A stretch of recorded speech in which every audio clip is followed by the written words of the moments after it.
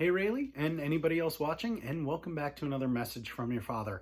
So we are continuing now through Samuel. So we looked at the first couple chapters, and today it's going to be 1 Samuel 4 through 7. Now we're coming off of a bit about Samuel's birth, Samuel's calling. We looked yesterday at Hannah's prayer, and then also Eli and his wicked sons. And we saw some of the terrible things that they had been doing and just the corrupt ways that they'd been acting. So today we are going to be looking at the Philistines that are actually going to be capturing the ark. And we'll follow a little bit more about the ark and what happens with that. We see God versus Dagon with that. That is one of the Philistine gods. We'll see how that turns out for Dagon. It's not well. Beyond that, we will be looking at the death of Eli. Then, as you might have guessed it, the ark returned to Israel. And then also Samuel subduing the Philistines. So all of that just in these chapters. So 4, 5, 6, and 7. So chapter 4. Now the Israelites went out to fight against the Philistines. The Israelites camped at Ebenezer and the Philistines at Aphek. The Philistines deployed their forces to meet Israel. And as the battle spread, Israel was defeated by the Philistines, who killed about 4,000 of them on the battlefield. When the soldiers returned to camp, the elders of Israel asked, "Why did the Lord bring defeat upon us today before the Philistines? Let us bring the ark of the Lord of the covenant from Shiloh, so that it may go with us and save us from the hand of our enemies." So the people sent men to Shiloh, and they brought back the ark of the covenant of the Lord Almighty, who was enthroned between the cherubim. And Eli's 2 sons, Hophni and Phinehas, were there with the ark of the covenant of God. When the ark of the Lord's covenant came into camp, all Israel raised such a great shout that the ground shook. Hearing the uproar, the Philistines asked, "What is all the shouting in the Hebrew camp?" When they learned that the ark of the Lord had come into the camp, the Philistines were afraid. "A god has come into the camp," they said. "We're in trouble. Nothing like this has ever happened before. Woe to us! Who will deliver us from the hand of these mighty gods?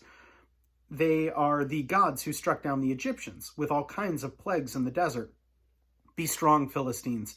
Be men, or you will be subject to the Hebrews as they have been to you. Be men and fight." So the Philistines fought, and the Israelites were defeated, and every man fled to his tent. The slaughter was very great. Israel lost 30,000 foot soldiers. The ark of God was captured, and Eli's 2 sons, Hophni and Phinehas, died. That same day, a Benjamite ran from the battle line and went to Shiloh, his clothes torn and dust on his head. When he arrived, there was Eli sitting on his chair by the side of the road, watching, because his heart feared for the ark of God.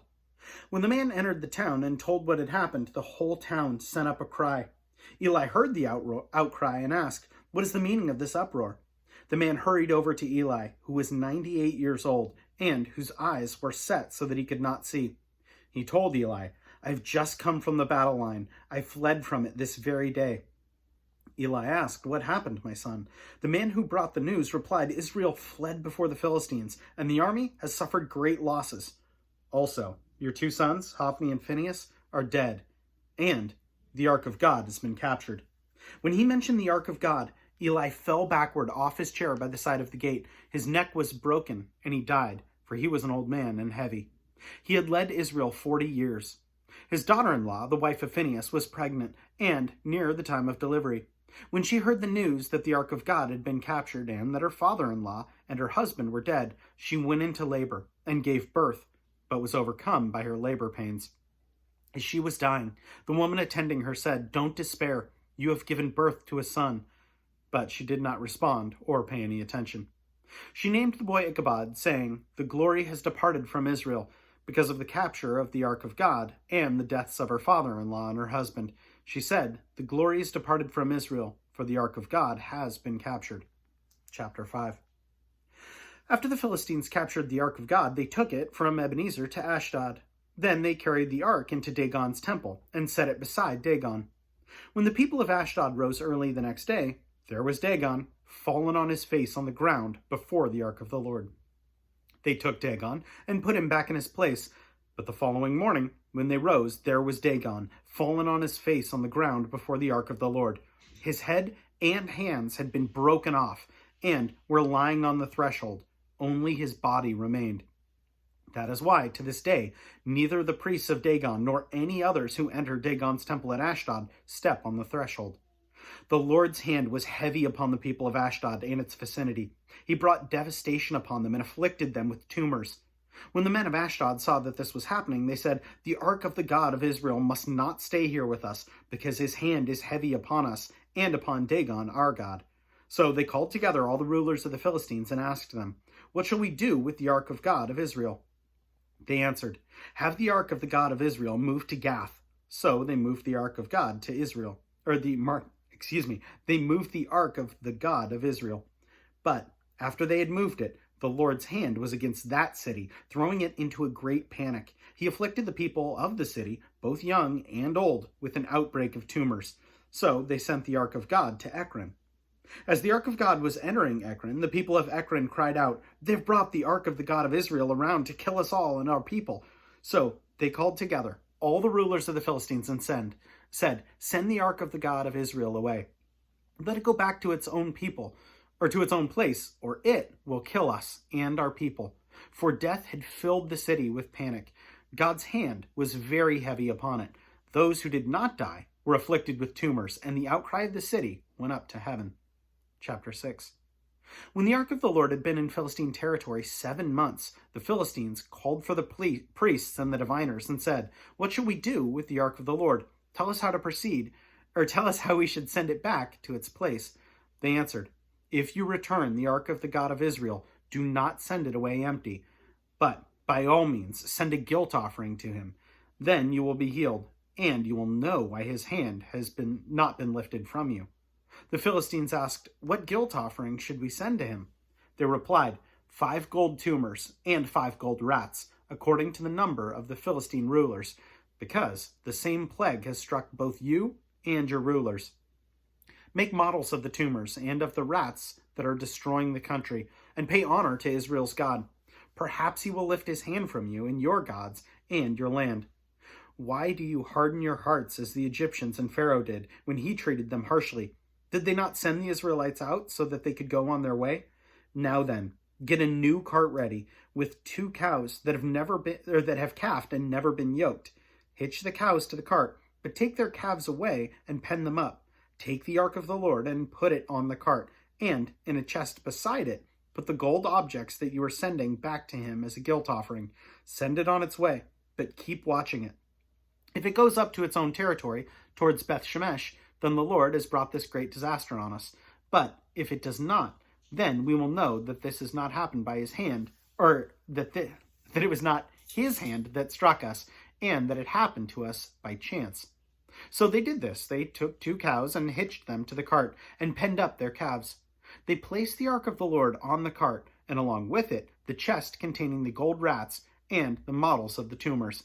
Then the cows went straight up towards Beth Shemesh, keeping on the road and lowing all the way. They did not turn to the right or to the left. The rulers of the Philistines followed them as far as the border of Beth Shemesh. Now the people of Beth Shemesh were harvesting their wheat in the valley, and when they looked up and saw the ark, they rejoiced at the sight. The ark came to the field of Joshua of Beth Shemesh, and there it stopped beside a large rock. The people chopped up the wood of the cart and sacrificed the cows as a burnt offering to the Lord. The Levites took down the ark of the Lord together with the chest containing the gold objects that were placed on the large rock. On that day, the people of Beth Shemesh offered burnt offerings and made sacrifices to the Lord. The 5 rulers of the Philistines saw all this, and then returned that same day to Ekron. These are the gold tumors that the Philistines sent as a guilt offering to the Lord, one each for Ashdod, Gaza, Ashkelon, Gath, and Ekron.